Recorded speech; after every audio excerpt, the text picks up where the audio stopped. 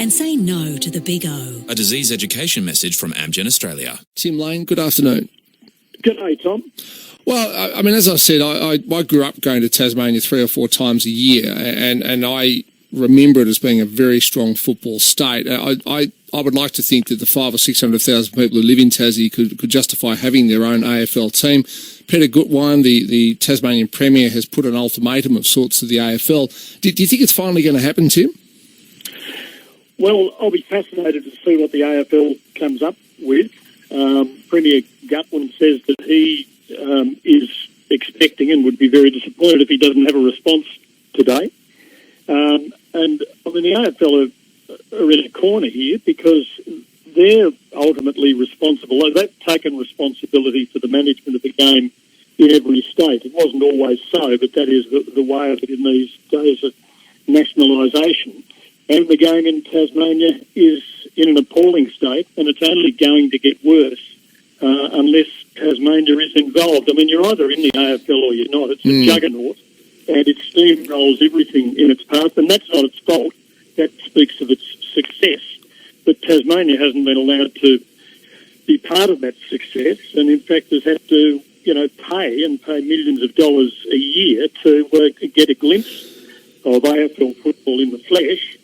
And it's not as though all Tasmanians barrack for or are going to switch over to Hawthorn or North Melbourne. No, it's like a suburb of Melbourne in a way. People have their teams. Yeah. And the only thing that's going to really incentivate them, to use an old political word, is, beyond the teams that they have, is to have a team of their own. And, it's high time, and it's pretty much now or never. And I'm thrilled that the Premier has taken that position. He's forcing the AFL's hand. Now, if you had a choice, would you relocate, like possibly a North Melbourne or indeed a Hawthorn, as Jeff Kennett has suggested, or would you, build a new team from the ground up? I think you've got to build a new team from the ground up, and that's what I was saying a moment ago, that because Tasmanians have such strong loyalty to existing clubs, many of them, amid this discussion, ask themselves and seriously question whether they would switch. They can't see themselves, for example, barracking against Collingwood or against Carlton in our sake, Tom, and there are still Carlton supporters in Tasmania, and so on. And so the only way that it can be done, because, I mean, even if it was Hawthorn, with all the success they've had in recent years, people won't switch, and certainly in southern Tasmania, because they feel it would be a northern Tasmanian takeover if it came to that. So it's just not the way to do it.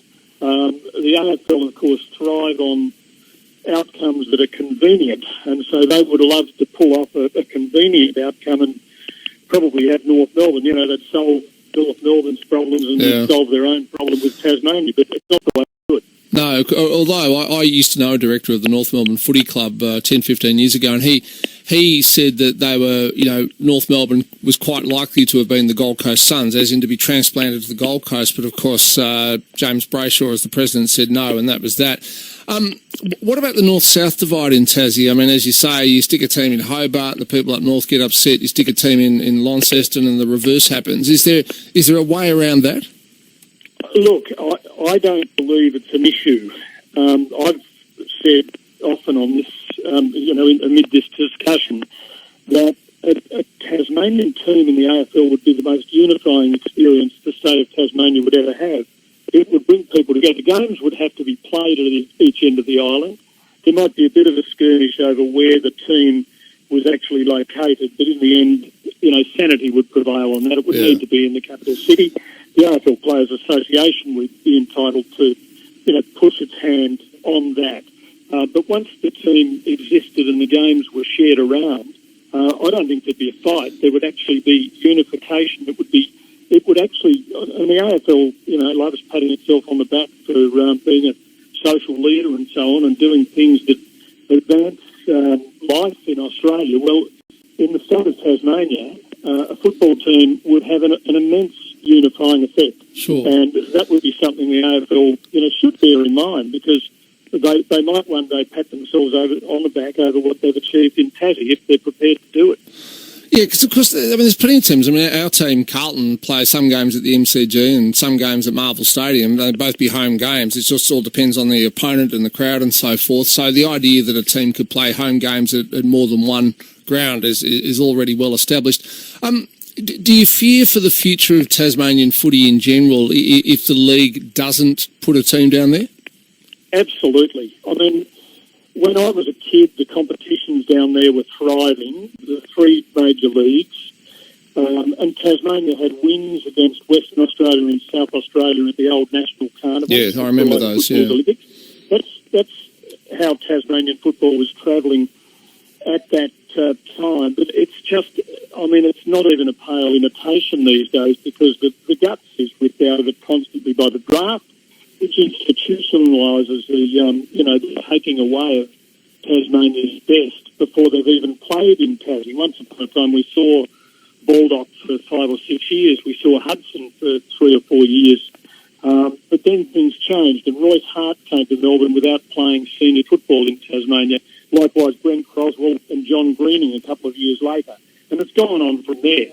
And so the local competitions now have no real attraction. The other thing that's changed massively is that until the early 90s, live coverage of VFL and later AFL football wasn't allowed in Tasmania against the gate of local competition. Ah, right.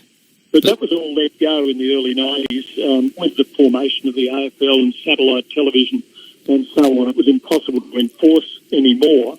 So now you've got what are relatively third-rate Tasmanian competitions against the juggernaut of the AFL. So who's going to go to the local footy? And the crowd now are measured in hundreds, not 3, 4, 5,000. And finally, Tim, let's just say a Tassie Devils or a Tassie Tigers team does get up. Would you abandon the Mighty Blues and support them instead?